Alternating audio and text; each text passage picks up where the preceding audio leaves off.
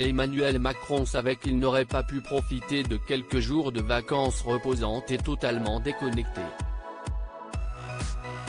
Pour cause, alors que la France doit faire face à une quatrième vague de contamination de la Covid-19, l'instauration du pass sanitaire a été validée par le Conseil constitutionnel et rentrera donc en application dès le lundi 9 août 2021.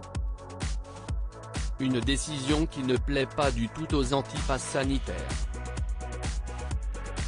Une nouvelle fois, samedi 7 août 2021, ils devraient être nombreux à manifester dans les villes des quatre coins du pays.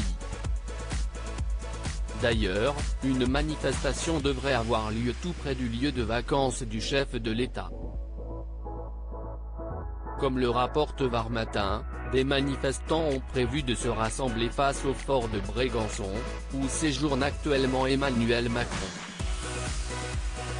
Ils ont pour objectif de lui rappeler ses engagements de ne pas instaurer de passe sanitaire ainsi que l'illégitimité de la loi. Mais une nouvelle fois, le mari de Brigitte Macron risque de ne pas changer sa ligne de conduite.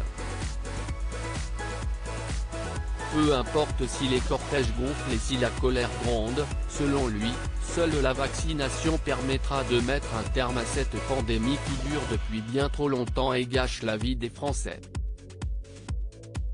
Il ne cesse de promouvoir la vaccination contre la Covid-19 et de répondre aux inquiétudes des personnes qui peuvent encore avoir des doutes.